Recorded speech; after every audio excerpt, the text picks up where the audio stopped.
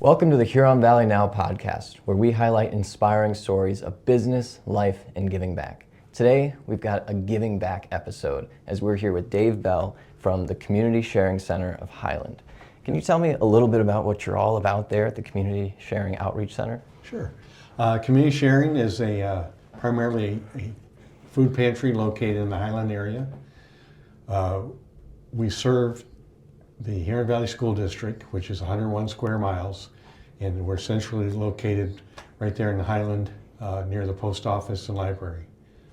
We've been a nonprofit for 20 years in business, primarily food pantry, but more so these days, emergency financial assistance. Oh, yeah. That's a big operation that you got going on. You're serving a lot of people. And when somebody comes in for food assistance, are they expecting like couple boxes of Kraft mac and cheese, or what is it like? Good question, because there are a lot of food pantry styles in the area. Ours is called Client Choice, where they get to choose what they want. A lot of pantries do curbside pre-packed boxes. During COVID, almost all of us did curbside pre-packed boxes, so we decide what goes in the box. But with Client Choice, they get to choose. Now, our pantry is not quite like a grocery store where they pick it off the shelf. The ladies, volunteers will help them. So they'll say, I need spaghetti sauce, and they'll go down the entire line. So they get to choose what their families want and what their families eat. If you get in the pre-packed box business and you get home and your kids don't eat it, don't like it, they don't want corn, they don't want applesauce, then that's a big issue of what to do with excess food. So the term is Client Choice.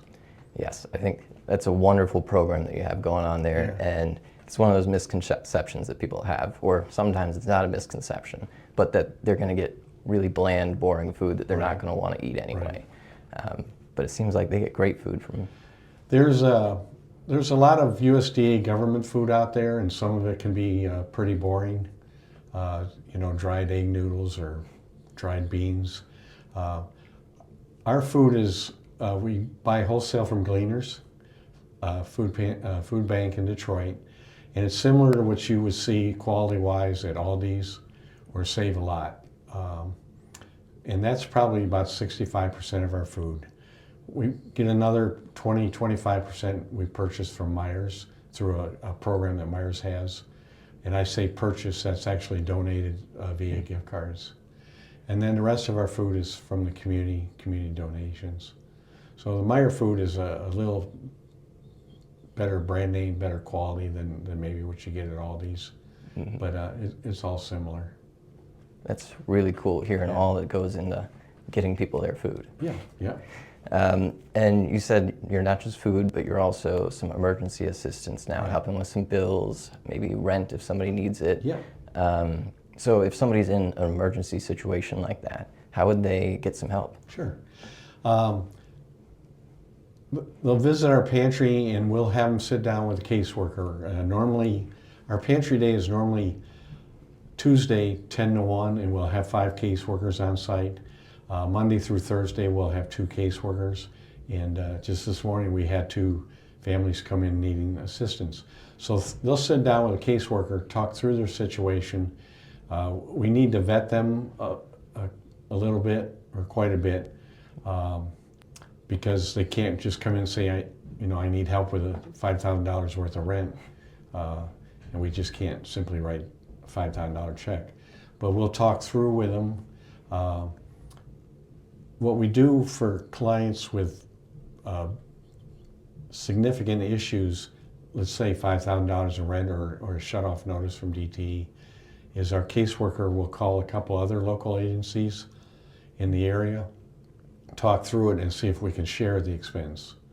Like everyone else, our nonprofit does have financial restrictions, but if we can find someone with a broken furnace and we can split that 3 ways with another agency, we can get it solved pretty quick. In the past couple of years, we've actually been spending more money on emergencies, financial assistance, than we have food. Things have changed that much. So That's interesting to hear, but it's really cool that you'll band together to help people. yeah, That's awesome. And it's not just food, it's not just emergency assistance, but you also do some special seasonal programs like, I think, winter coats and back to school stuff. Yeah. Can you tell me about those? Absolutely. We do have a small clothing department throughout the year. In our previous location, Duck Lake Road, we had a massive clothing department, but now we're down to about maybe 400 square feet. And it's a room that we can move the walls, and we call it flex room, where we can adjust based on the time of year. So in the summer, we'll collect, we like to collect children's clothes, new or gently used, and of course washed. And then we'll set that up to have back to school clothing for July and August. And then we do the same thing in the winter for winter clothing, coats, boots, hats, gloves, snow pants, because the elementary school kids need snow pants. So right now the clothing department is set up.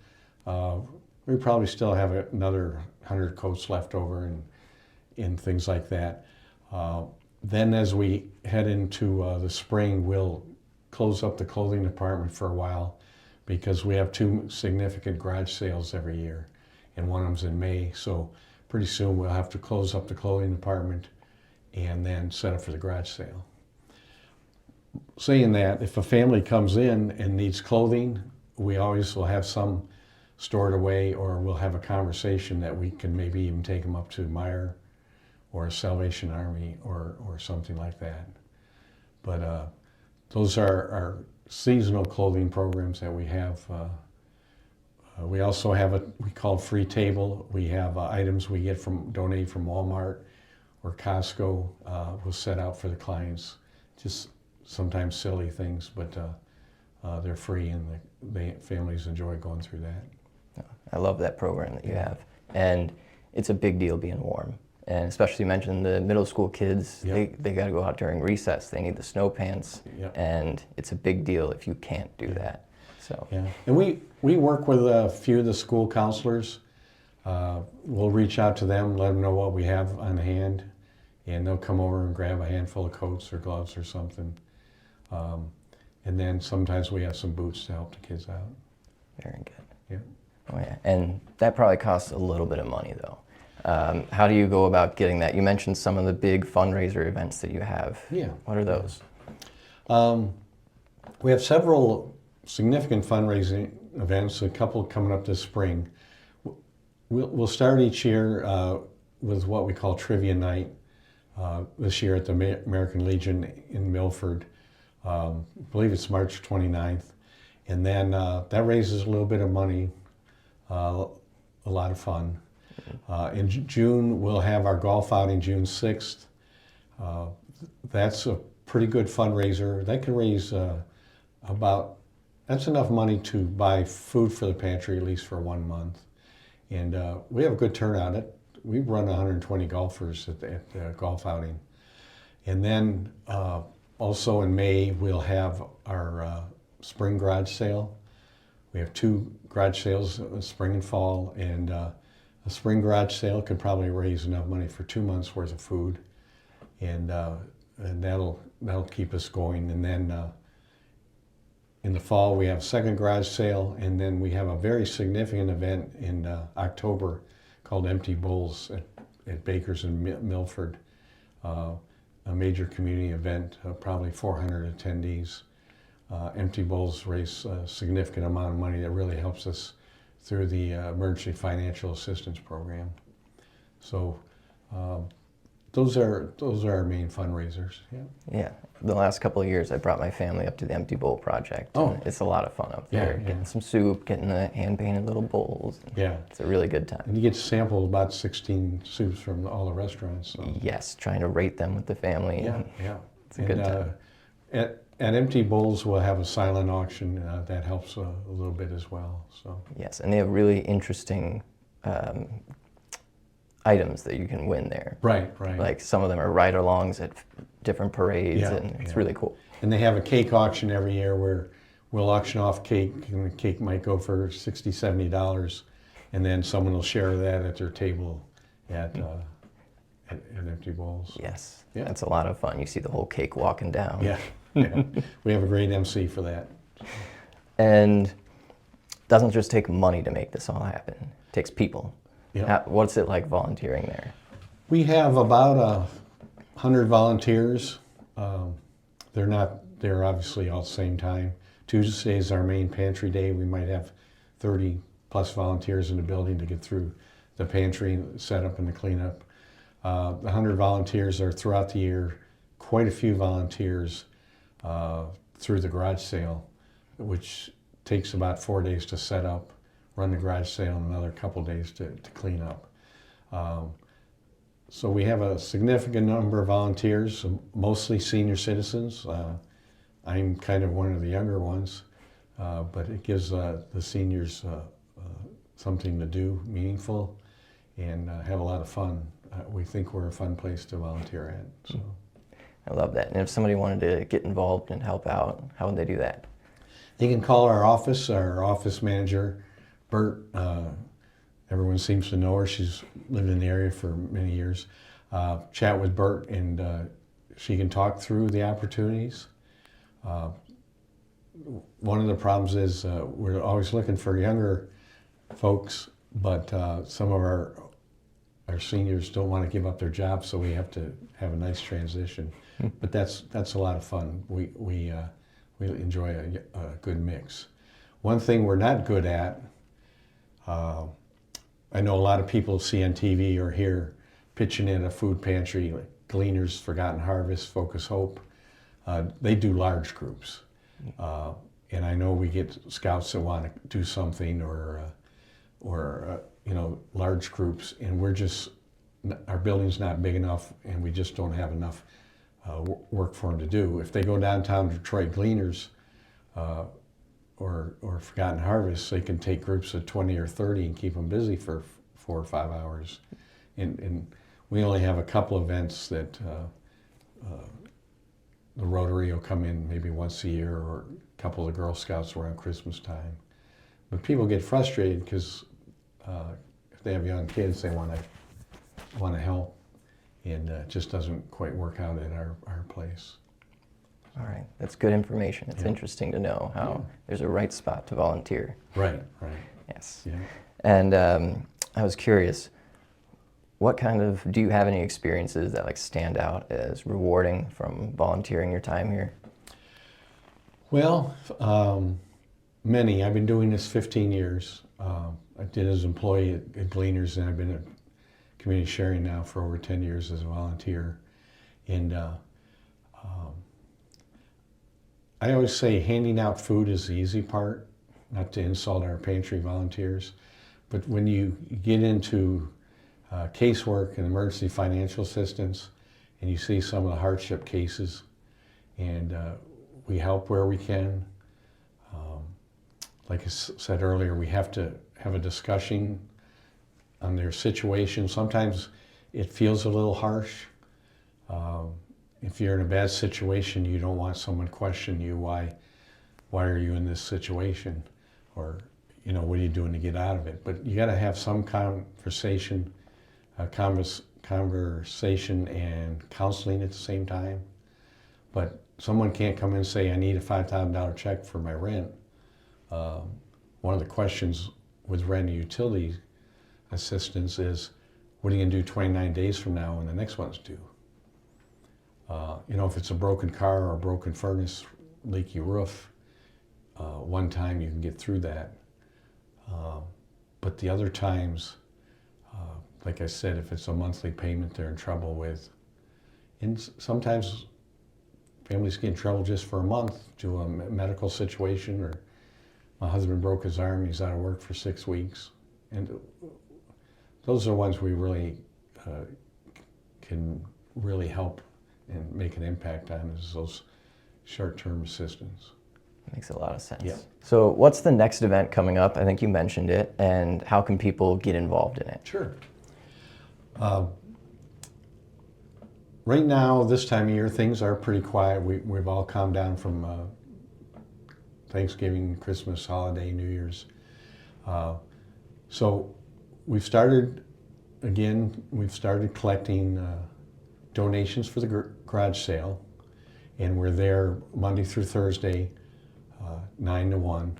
And so we have a couple of volunteers now at the garage door. They can drop off items for the garage sale.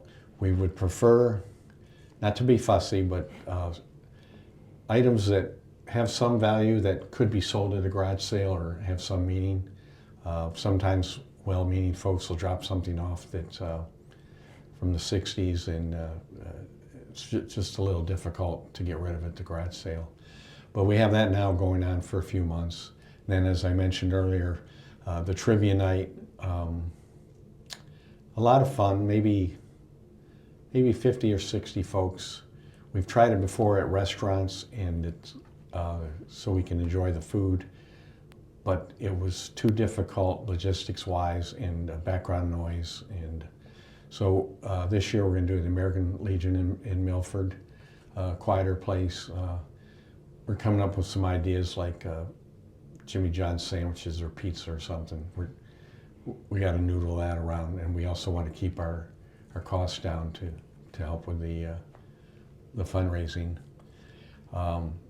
And that's, again, the end of March. We'll have a couple things going. We normally see more families during spring break or as we head into Easter. One of the things we try and do in the pantry, we've been doing a better job of, is having fun stuff that's normally not on our shelves. During Christmas and holidays, we had bags of flour, bags of sugar, things that you would use for baking. And the pantry volunteers come up with ideas. I think for February they want to spend a little extra money and buy butter, you know. So for the next couple months we'll just come up with creative ideas to have a little addition to the food pantry. So that's going on right now. That's really wonderful. Yeah. Those little things make such a Yeah. big difference. Yeah. Today we had White Lake Township dropped off a very nice food donation. They collected over the holidays at Township Hall. Monday we have a cleaner's delivery, about 8 pallets of food. So we'll restock the pantry with that. And then, again, just coming up with different ideas. Right now our struggle is we provide frozen meat, milk and eggs and cheese. And our struggle right now is eggs.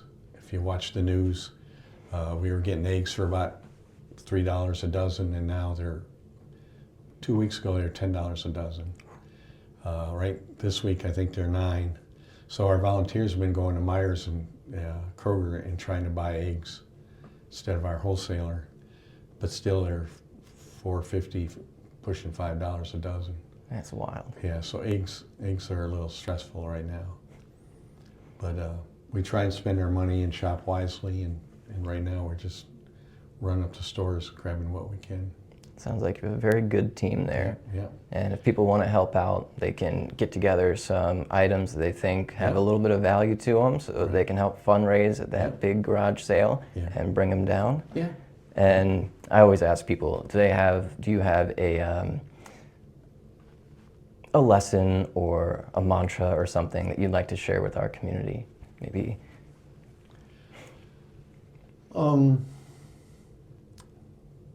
Like I started to say earlier, and I got off subject, but again, finding the families, especially the ones with children in need, and really finding a solution, even if it's a temporary, couple-month solution.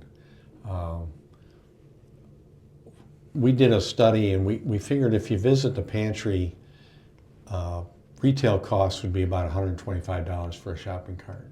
So stopping by the pantry is definitely worth it. Some people say, oh, you know, I don't want to go up there for once, but we have a lot of families that'll come up for once. And what we really like to see is how they get back on their feet. I always used to say the purpose of a food pantry is to get it out of business, which will never happen because of certain population will never get out of hardship. You know, the low-income folks are living off Social Security or fighting medical issues. But always, I guess for me, my enjoyment is seeing what we can do with the volunteers to get them involved and enjoy it, and then have them enjoy the experience and feel good at the end of the day. So seeing the results of the end of each pantry day is what's meaningful. We've had stories. We had a couple during our building fundraising where people talk about how we help them through medical situations for a few months, or a broken furnace, and those are always the good stories. I guess for me, it's just seeing the volunteers enjoying serving the community. So it's a really beautiful thing that you have going there. Yeah. And so I encourage people, if they can bring some things for the sale, or if they are an individual looking to go and help volunteer, or if they need some help, really go check it out, because it's worth just making the contact and seeing how you can help. Yeah, absolutely. One of the things we've been talking about to people on the phone, they say, I got a Girl Scout troop, or I got this, I got that, is have your own version of a food drive. The Boy Scouts do a food drive in November. The post office does a food drive in May. But even a scout troop or a classroom wants to do a mac and cheese drive or a cereal drive. We don't have a good source of purchased breakfast cereal wholesale. We rely on community donations.